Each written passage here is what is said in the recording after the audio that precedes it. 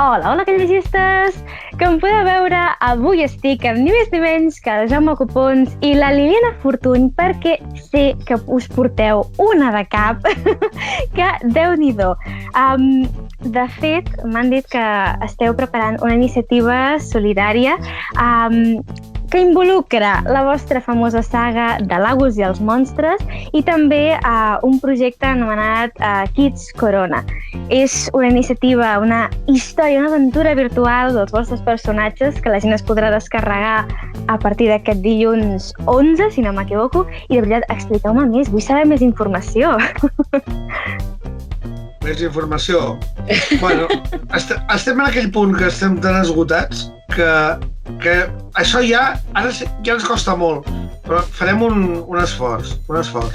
Nosaltres, quan vam començar el confinament, com tothom, ens hem quedat trinxats, absolutament trinxats, no?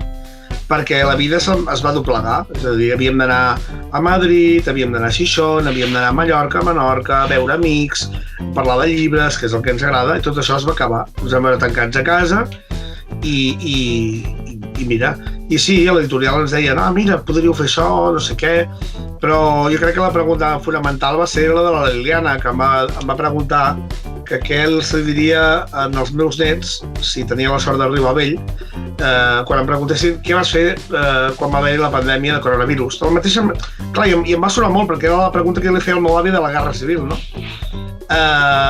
Bueno, doncs total que a partir d'aquí te n'adones que segurament li hauràs de dir que estaves mirant a la tele. I això és un bajón molt bèstia. I jo crec que si el llibre neix per això. No dic que neixi d'aquí, però sí que neix per això. No som especialment bones persones, ni supersolidaris, ni és que sense acudir... Com podríem moure un llibre ara que tot està tancat i tothom està a casa? Neix ben bé d'aquest fet. I a partir d'aquí ens hem liat la manta al cap, vam involucrar un equip fantàstic de gent, el Salvador Massip, el Toni Hernández, l'Helena Rotier.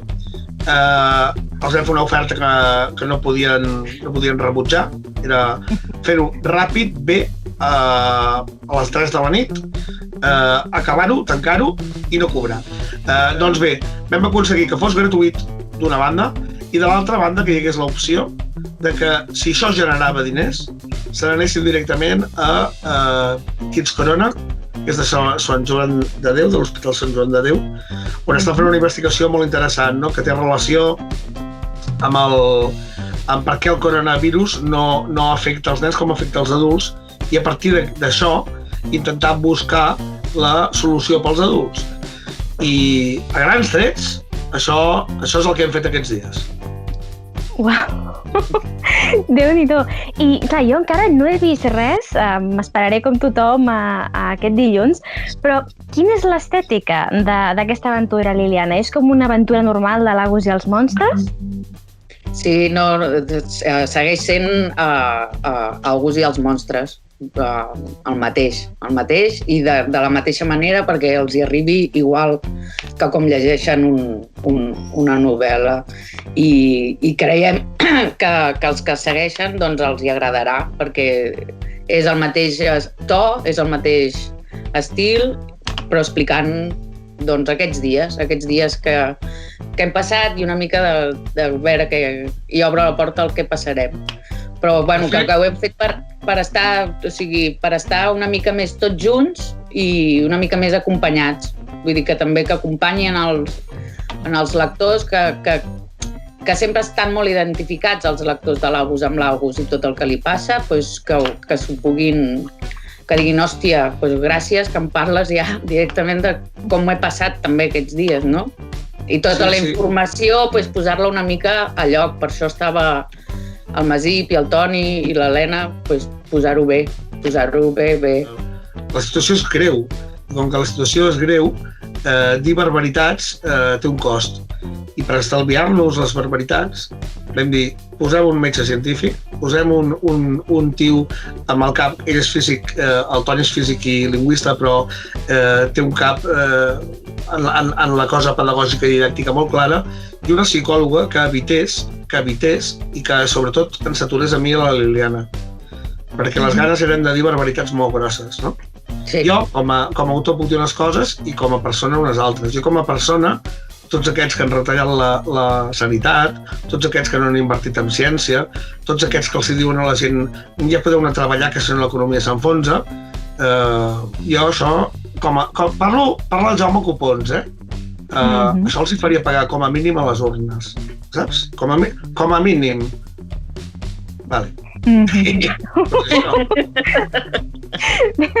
Ja esteu advertits, Sí, no, estic totalment d'acord. I precisament també us volia preguntar per això, per com ha sigut treballar amb tots aquests professionals. A més, també el Salvador Massip també és escriptor de literatura infantil i juvenil. Vull dir, jo tinc bona relació amb tots, menys amb el Massip. El Massip és un tio que fa molta ràbia. És a dir, sí, en sèrio. Sí, el Massip té el cap superben posat i estructurat. Una formació potentíssima. Comunica bé i tot això li podria perdonar. Però és que té una col·lecció de guitarres millor que la meva i això és imperdonable. Vale? No, és un tio absolutament collonut, com el Toni, com l'Helena. I per això signem els quatre, perquè s'hi van implicar i han fet un treball que els converteix en autors. De fet, tots han escrit, però és un orgull haver fet aquest llibre amb ells. I és un orgull de tots amb tots. I li acabo de llegir un mail del Salvador a la Liliana mentre tu estaves arreglant coses tècniques. Hi ha hagut una molt bona sintonia, m'entens? Molt bona sintonia i complicitat, i saber que estaven fent un projecte doncs, que valia la pena fer-lo. No? I ho han fet molt agradable tot.